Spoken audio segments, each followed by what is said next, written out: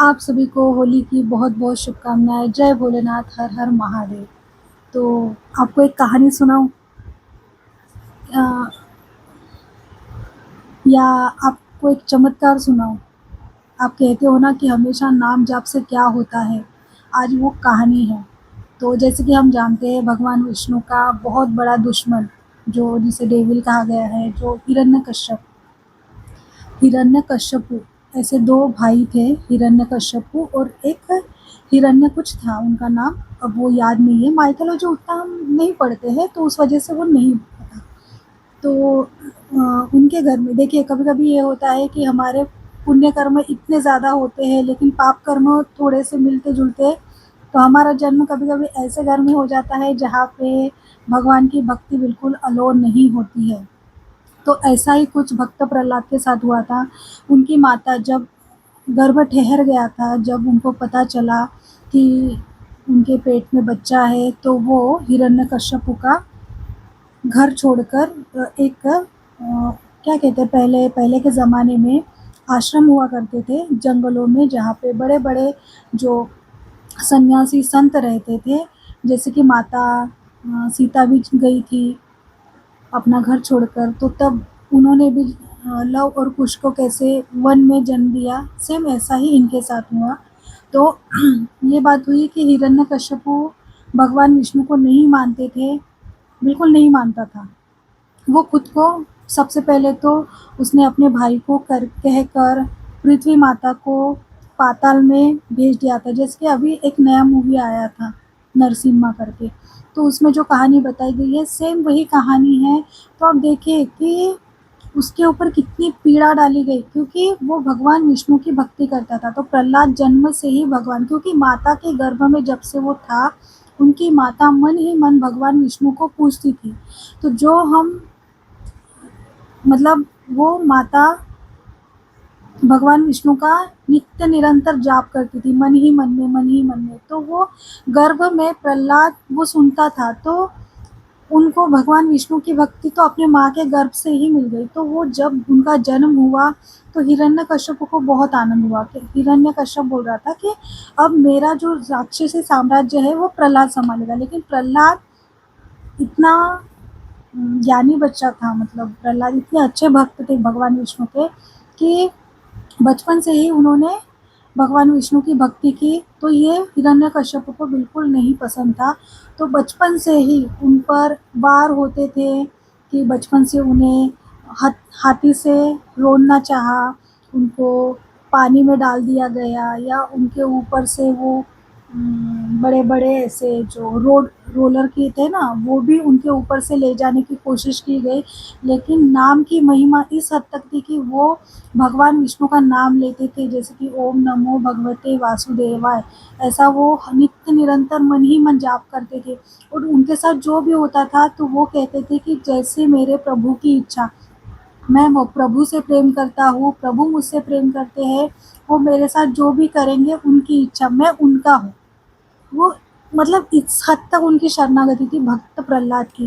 तो एक ऐसा हुआ कि हर कोशिश हिरण्यकश्यपु की नाकामयाब हो गई कि प्रहलाद मर नहीं रहा था, और दिन ब दिन उनके जो भी आजू-बाजू जो भी जो सेनाएँ थी या जो भी अंगरक्षक थे, हर मतलब भक्त प्रहलाद की भक्ति से इस कदर खुश हो गए थे कि एक छोटे बच्चे को मारना उनके लिए बहुत दयनीय था, मतलब बहुत पीड़ाजनक था कि इस मासूम बच्चे को हम कैसे मार रहे हैं। तो एक बार उन्हें छोड़ दिया गया कि चलो हम बता देते हैं, और उन्हें जंगल में कहीं छोड़ दिया।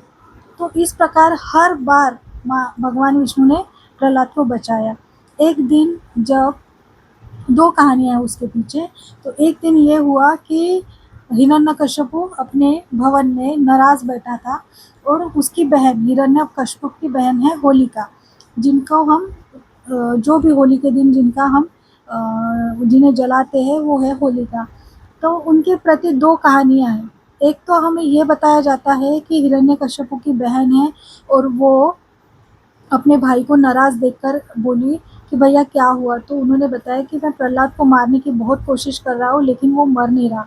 तो वो उस दिन कहती है कि ठीक है आज वो मर जाएगा, आप जो अग्निशैया होती है जहाँ पे वो बना दो, मैं मुझे एक वस्त्र मिला है। मतलब पहले के जो राक्षसी भी थे वो भी तपस्वी थे। हर कोई सत हर कोई ईश्वर की भक्ति कर कर एक ना एक वरदान पा ही चुका था, उनको मिलता ही था, क्योंकि इस हद तक वो भक्ति करते थे। देखिए उस ज़माने मतलब जो त्रेता युग था या त्रेता युग था, उस समय लोग भगवान की भक्ति करके, राक्षस लोग भी और संत लोग भी, जो सन्यासी लोग हैं वो भी भगवान की भक्ति करके भगवान का वरदान प्राप्त करते थे। और जो राक्षसी लोग थे वो भी, राक्षस समाज के थे, वो भी भगवान की भक्ति करके कुछ ना कुछ वरदान तो उनके पास रहता ही था। तो होलिका के पास एक वस्त्र था, वो कह रही थी कि मैं इसे ओढ़ कर बैठूंगी और प्रहलाद मेरे गोद में बैठेगा। इस प्रकार मैं वस्त्र अपने ऊपर रखूंगी तो प्रहलाद जैसे ही अग्नि प्रज्वलित होगी तो प्रहलाद जलकर राख हो जाएगा। ऐसे करके जैसे कि होलिका दहन कहते हैं, वैसे ही उस प्रकार वो रचा गया। और वहाँ पे होलिका बैठ गई और उसने अपने गोद में प्रहलाद को बिठाया। लेकिन प्रहलाद को पता था, क्योंकि उन्हें भगवान पर इतनी दृढ़ विश्वास था, इतना दृढ़, क्योंकि वो खुद के लिए नहीं डर रहे थे, वो डर रहे थे कि उनकी बुआ को कुछ ना हो जाए, होलिका को कुछ ना हो जाए। वो सबसे कह रहे थे कि ऐसा मत कीजिए, बुआ को, मतलब खुद की बुआ के लिए उसे, मतलब भक्त प्रहलाद को अफसोस हो रहा था। तो इस हद तक मतलब उनके मन में लोगों के लिए प्रति प्रेम था। कहते हैं ना, भगवान की भक्ति जब हम करते हैं तो हमारे मन में सबके प्रति प्रेम तैयार हो जाता है, प्रेम निर्माण हो जाता है। हम सबको, मतलब कोई हमसे गुस्सा भी हो, कोई हमें गुस्से कुछ भी बोले या हमारे साथ कुछ भी बुरा बर्ताव करे, फिर भी हमारे मन में पता नहीं एक अलग सी ही प्रसन्नता होती है, अलग सा ही प्रेम होता है उनके प्रति। तो ये सब होता है भक्ति में। तो वो बच्चा, मासूम बच्चा भक्त प्रहलाद अपनी बुआ के लिए परेशान था, और वही हुआ से भगवान विष्णु ने उनकी जान बचाई। और इस जो होलिका को खुद पर गर्व था कि मुझे वरदान प्राप्त हुआ है कि अग्नि मुझे भस्म नहीं कर सकती, लेकिन अग्नि देवता ने भक्त प्रहलाद को कुछ होने नहीं दिया और उसी अग्नि में होलिका खुद जलकर भस्म हो गई। तो ये हुआ। तो ये देखिए नाम की महिमा। हम कहते हैं कि नाम लेने से क्या होता है, क्या होता है नाम लेने से? नाम लेने से जान तक बच सकती है। नाम लेने से भौतिक सुख सुविधा तो वो हमें कभी ना कभी मिल ही जाएगी, लेकिन नाम, कभी कभी जान भी बच सकती है। इस हद तक नाम हमारा जन्मों जन्मों तक पीछा करता है, जन्मों जन्मों तक हमें क्या कहते हैं उसे, बचाता है। पता नहीं कितने पाप कर्म हमने कर रखे होंगे, लेकिन जब हम नाम लेना शुरू करते हैं ईश्वर का, तो नाम हमारा चारों ओर से एक, जो कहते हैं ना, संरक्षण वो करता है। तो भक्ति कीजिए, ईश्वर पर भरोसा रखिए। और नाम की महिमा इतनी है कि शब्दों में बता नहीं सकते, इसीलिए दवाई समझकर नाम जाप करो। ये कहानी यह हमें यही बताती है, और आज उसका जीवंत एक एग्जाम्पल है, उदाहरण है कि देखिए भक्त प्रहलाद भगवान का नाम लेते लेते अग्नि में बैठ गए, फिर भी उनका एक बाल बाका नहीं हुआ, उनका एक बाल नहीं जला। लेकिन जिनको खुद पर गर्व था, कभी कभी हमारे आसपास ऐसे लोग होते हैं, वो कहते हैं कि हमारे बिना तुम्हारा कुछ नहीं होगा, या तुम कभी, मतलब जो कुछ भी, हम मैं नहीं, बहुत से लोग हैं जिनको पता है, जो भगवान के आश्रित है, सबसे पहले उन्हें किसी से डरने की कोई ज़रूरत नहीं है। क्योंकि कहते हैं एक दोहा है कि दुखियों को ना सताइए, दुखियों को ना सताइए, दुखिया दिए रोए तो तेरी अगर दुखी का साथ, मतलब जो प्रभु को वो मानता है, अगर वो मतलब ये रो देगा, जो भक्त है वो रो देगा, तो जो दुखियों का, जो दुखी है उसका जो मुखिया है, वो ऐसा बदला लेगा आपसे। मतलब वो कहते हैं ना कि भगवान की लाठी में आवाज़ नहीं होता, समझ में नहीं आएगा कि क्या हो रहा है जीवन में। इसीलिए एन केन प्रकार, जिस प्रकार हो सकती है ईश्वर की भक्ति करो। आप संपूर्ण आपका समय नहीं दे सकते, होता भी नहीं है मैनेज, तो थोड़ी दिन में थोड़ी सी 20 मिनट 10 सेकंड जो भी जितना मन पड़े ईश्वर का नाम लो और अपना जीवन अच्छा करो। नाम जाप, वो कहते हैं ना, कलयुग केवल नाम आधारा, सुमिर सुमिर नर उतरे पारा। हम जितना ईश्वर का नाम जपेंगे उतना ही जीवन में उन्नति करेंगे। भले ही वो भौतिक दुनिया में हमारी उन्नति नहीं दिख रही, कभी कभी लगता है कि हम नाम ले रहे हैं लेकिन कुछ असर दिख नहीं रहा, पता नहीं अंदर से क्या क्या हो रहा होगा। हमारे आसपास जो चीज़ें अलाइनमेंट, पता नहीं अलग से ही हमारे सारे काम अपने आप बन रहे हैं, सारे अपने आप पैसा मैनेज हो रहा है, अपने आप सब काम बन रहे हैं और हम कहते हैं कि कुछ हो नहीं रहा, होता है लेकिन वो हमें नज़र नहीं आता। और एक आप पीक पर जब नाम जाप आपका नंबर जब क्रॉस हो जाएगा, अब वो कितने नंबर्स करने हैं उससे हमें कुछ लेना देना नहीं, ना हमें काउंट करना है, लेकिन खुद के मन की शांति के लिए कि हमें पता है कि हमारा कितना नंबर क्रॉस हुआ है, वो करने के लिए हम इसका इस्तेमाल कर सकते हैं। इससे हमें पता चलता है कि हमारा डे बाय डे हम कितना नाम जाप कर रहे हैं, लेकिन काउंट तो ईश्वर ही कर रहे हैं। तो हमें नाम जाप करना है, हमें ईश्वर पर भरोसा करना है, कुछ भी हो जाए, कुछ भी हो जाए, हमें ईश्वर पर भरोसा करना है और सब कुछ उन पे सौंप देना है। वो पता नहीं हमारे लिए कहाँ से कहाँ मार्ग निकाल लेंगे।